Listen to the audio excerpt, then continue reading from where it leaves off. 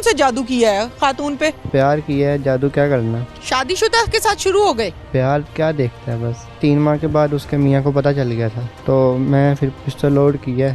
आज फिर यहाँ वो नहीं है, मैं नहीं, वो गाड़ी से बाहर निकला, मैंने फायर लगा दिया, उसकी डेथ हो गई। वो शख्स जो था वो एक बिजनेसमैन था और उसकी काफ़ी अच्छी शोहरत भी थी, चैरिटी भी करता था। ये ह्यूमन इंटेलिजेंस उसके ज़रिए फिर हमने उसका एड्रेस वेरीफाई किया, तो रेड के बाद वो अल्लाह ताला ने कामयाबी दी, उसने कन्फेस भी कर लिया, हमने आला कत्ल भी बरामद कर लिया। एक औरत के पीछे किसी शख्स की जान लेने तक चले जाना।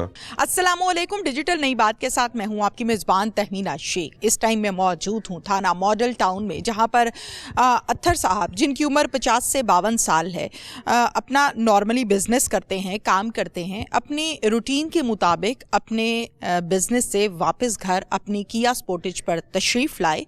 किया स्पोर्टेज को अपने घर के आगे रोका कि एक नामालूम शख्स आया और उसने आकर फायर मार दिया, जबकि अत्थर साहब की कहीं पर कोई दुश्मनी नहीं थी, कोई मामलात नहीं थे और मारने वाला कोई दुश्मन नहीं था, मारने वाला कोई गैर नहीं था, बल्कि मारने वाला एक यंग नौजवान लड़का था जिसकी उम्र 18 से 20 साल है। ये अत्थर साहब को किसने कत्ल करवाया और इसके मकासद क्या थे, ये सब आपको दिखाते हैं। क्या नाम है? मोहम्मद अलीम। मोहम्मद अलीम। उम्र कितनी है? 19 साल। 19 साल। क्या करते हो? मैं स्टडी करता हूँ, FA कंटिन्यू है। FA कंटिन्यू है। खातून से कहाँ गपशप शुरू हुई थी? सिस्टर की शादी के दौरान। कैसे? मेरी सिस्टर की शादी थी, ये साल हुआ है अभी, 1.5 साल हो गया है। ऊंची आवाज में बात करो। 1.5 साल हो गया मेरी सिस्टर की शादी को, उसी दौरान मेरी उनके साथ हेलो हाय हुई है। शादी के दौरान? हाँ जी। अच्छा, फिर तो पता नहीं था शादीशुदा है ये? पता था। फिर शादीशुदा के साथ शुरू हो गए? प्यार क्या देखता है, बस। अच्छा, प्यार कुछ नहीं देखता। वो बच्चों वाली हो, वो शादीशुदा हो, वो दूसरी बीवी है, वो तीसरी बीवी है, सब चलता है। हाँ जी। हाँ हाँ जी। ओके। अच्छा, फिर कितने अरसा गपशप रही? हमारी साल 1 साल गपशप रही। फिर उसके बाद?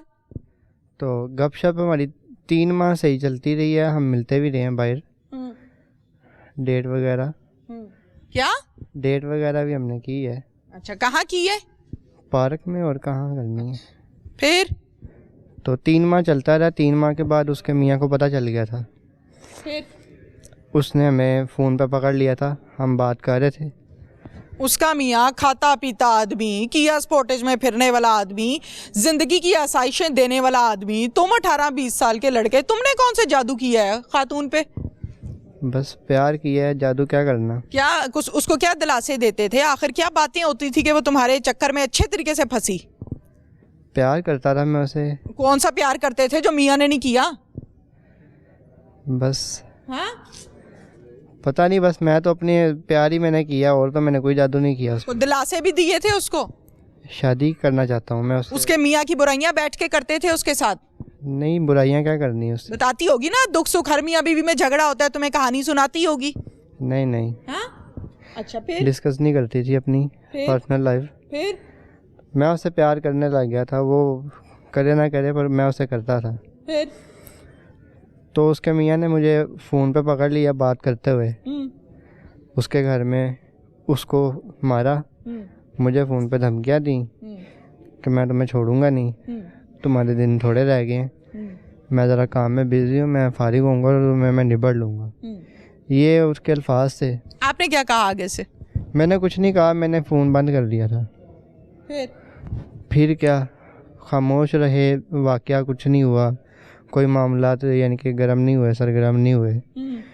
तो वो इस्लामाबाद से वापस आया कहीं इन्हीं दिनों में, तो वो अपनी सालों से हर बंदे से यही बात कर रहा था, बंदे पीछे लगे हैं, बंदे उड़ाने हैं। तो मुझे यही था कि वो मेरी बात कर रहा, मुझे नहीं था पता कि वो उसके पीछे वाकई बंदे पीछे लगे हुए हैं।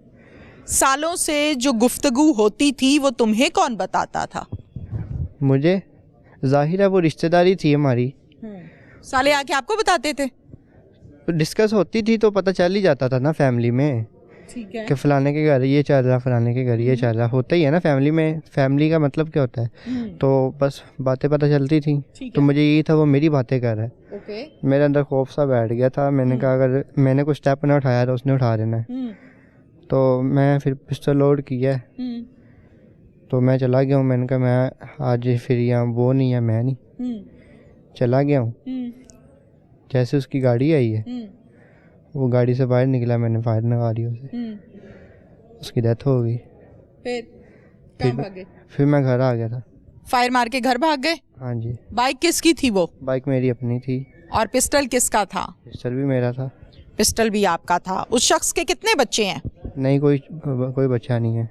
कोई बच्चा नहीं है? नहीं। अच्छा ठीक है। अब मुझे ये बताओ कि उसने कितने बजे कहाँ से निकल के कहाँ गाड़ी खड़ी करनी थी, ये किसने बताया था सब? फैमिली में बातें होती थी। नहीं, फैमिली में नहीं पता होता भाई कि अब दफ्तर से कितने बजे आदमी निकलेगा और कितने बजे घर के बाहर पहुंचेगा, ये बीवी को पता होता है। उसने बताया था? बीवी को नहीं, हर बंदे को ही पता था उसके टाइम टेबल का, इतने बजे जाता है, इतने बजे आता है। कत्ल करके बताया किसको सबसे पहले फोन करके कि मैंने काम तमाम कर दिया? किसी को नहीं पता। हाँ? किसी को उसकी बीवी को बताया था? नहीं। उसकी बीवी आपकी क्या लगती है? मेरी सिस्टर की नंद है। अच्छा, सिस्टर की नंद है। और बस। रिश्ता क्या है उससे? प्यार करता हूँ मैं उससे। क्या कहते हैं उसे? लवर। लवर? आपकी लवर थी उसकी बीवी। ये कहते हुए शर्म आती है कि किसी के निकाह में एक औरत मौजूद है, जायज रिश्ते में, पाक रिश्ते में, तुम कह रहे हो मेरी लवर है? मैंने उसे कब कहा था कि वो उसे डिवोर्स ना ले? मैंने तो कहा था डिवोर्स ले उसे, मैं तो शादी करना चाहता हूँ। तुम्हें को कुंवारी लड़की नहीं मिलती अपने जितनी? नहीं, बस मैं उससे प्यार करता हूँ, उसी से शादी करनी थी। अच्छा, उसी से शादी अब जेल में बैठ के करनी तुमने? कोई बात नहीं, जब आएगा वक्त तो कर लेंगे। वक्त आएगा? तुम्हें लगता है कि अभी भी वक्त आएगा? अल्लाह ताला है ना, वक्त। अल्लाह ताला ने तो नहीं कहा लोगों की बीवियों के ऊपर हाथ डालो, लोगों के आदमियों को कत्ल कराओ, जेल काटो और फिर उसके बाद तुम्हें मोहब्बत मिल जाएगी। कौन सा तुम नया सबक पढ़ाने लगे हो सारों को जो देख रहे हैं प्रोग्राम? अल्लाह ने कहा है ये? बंदे ने तो नहीं ना कुछ करना, अल्लाह नहीं करना। बंदे ने नहीं ना करना, तो फिर बंदा क्यों मारा है? ये बस अल्लाह की तरफ से कोई था। मुझे अल्लाह की तरफ से कत्ल नहीं होते हैं। कभी नहीं किया। अल्लाह की तरफ से कभी हुक्म नहीं हुआ कि बंदा कत्ल हो जाए। अल्लाह की तरफ से नहीं होता। नया सबक नहीं पढ़ाओ तुम। अब अल्लाह के हुक्म के बगैर तो पता भी नहीं लग सकता। अच्छा, अल्लाह ने अच्छे और बुरे का रास्ता बताया है? ये सीधा रास्ता है, ये गलत रास्ता है, बताया है अल्लाह ने? हाँ जी, बताया। तुम्हें तरगीब तो बहुत देनी आ रही है। तुम्हें पता है अच्छा क्या है बुरा क्या है? बस हो गया ना मेरे से गुनाह। मैंने पूछा है अच्छे और बुरे का पता है? पता है। पता है। जायज और नाजायज का पता है? पता है। ये नजायज। हलाल और हराम का पता है? पता है मुझे। ये तुम्हारा हलाल रिश्ता था? नहीं। नहीं। ये नहीं पता कि अल्लाह का हुक्म है कि हलाल की तरफ जाओ, हराम की तरफ नहीं जाओ? ये नहीं पता? पता है। हाँ? किसी का घर उजाड़ दिया, किसी का भाई होगा, किसी का बेटा होगा, किसी का शौहर है, तुमने सारे रिश्ते तबाह कर दिए। बस गुनाह कर बैठा हूँ, मेरे से हो गई गलती।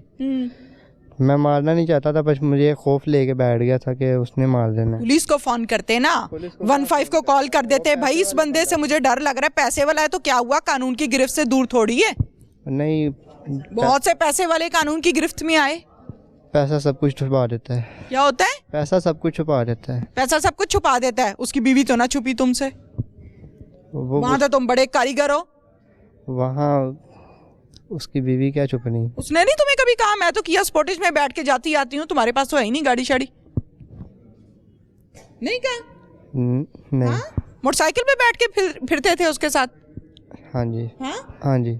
बड़ी बात है भाई, बड़ा अच्छा जादू किया तुमने।